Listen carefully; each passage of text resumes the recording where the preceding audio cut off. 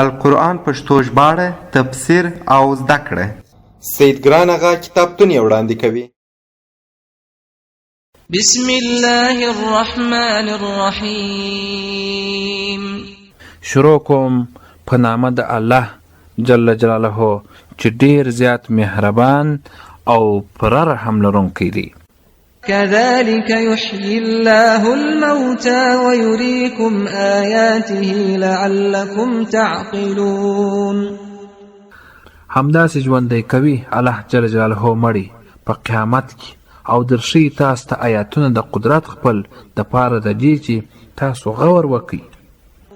ثم قست قلوبكم من بعد ذلك فهي كالحجارة أو أشد قسوة وإن من الحجارة لما يتفجر منه الأنهار وإن منها لما يشقق فيخرج منه الماء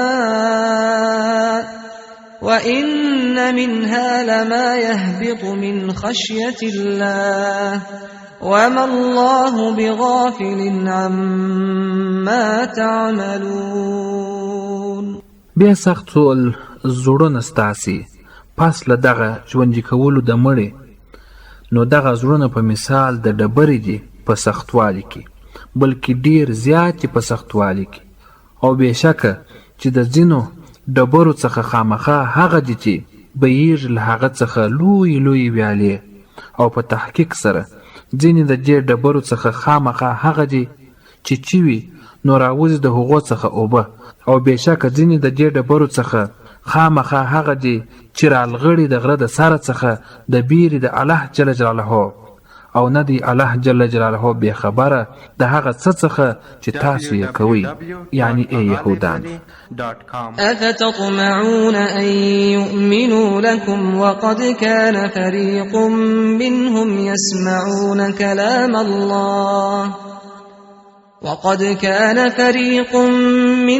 يسمعون كلام الله ثم يحرفونه من بعد ما عقلوه وهم يعلمون.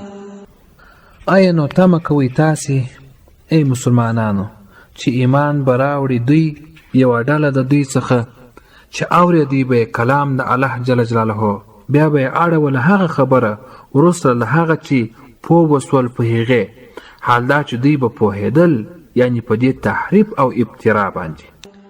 وَإِذَا لَقُوا الَّذِينَ آمَنُوا قَالُوا آمَنَّا وَإِذَا خَلَا بَعْضُهُمْ إِلَى بَعْضٍ قَالُوا أَتُحَدِّثُونَهُم بما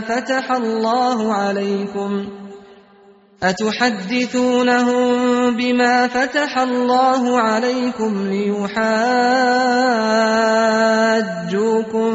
به عند ربكم أفلا تعقلون. او کله چې ملاقات وکړي، یعنی یهودیانو له هغه کسانو سره چې مؤمنان دي، وایي چې ایمان راوړی دی موږ، او کله چې یوازې سي ځینې د دوی له ځینو نورو سره نو وایي دی آیا خبروي تاسو، یعنی ای یهودانو مؤمنان، په هغه شي چې پرانستلی دی الله جل جلاله په تاسې، یعنی په تورات کې، د دې دپاره چې جګړه وکړي د تاسو سره مؤمنان په نیز د پروردګار ستاسې. آیا نو نه پوهېږئ؟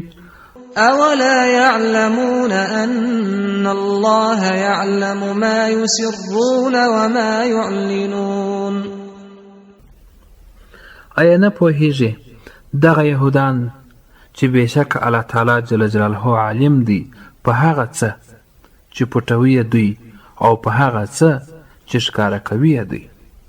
ومنهم أميون لا يعلمون الكتاب إلا أماني وإن هم إلا يظنون. او ځینې د دغو یهودانو څخه امیان دي چې نه پوهېږي په کتاب، یعنی په تورات باندې، مګر خو پوهېږي په هیلو ارزوګانو د خپلو نفسونو، او نه جدي مګر خو بې دلیله ګمان کوي. د قرآن کریم د پښتو ژباړې تفسیر او زده کړې لپاره زموږ چینل سبسکرایب کړئ او څنګ ته یې د زنګ پر سویچ باندې کلیک وکړئ.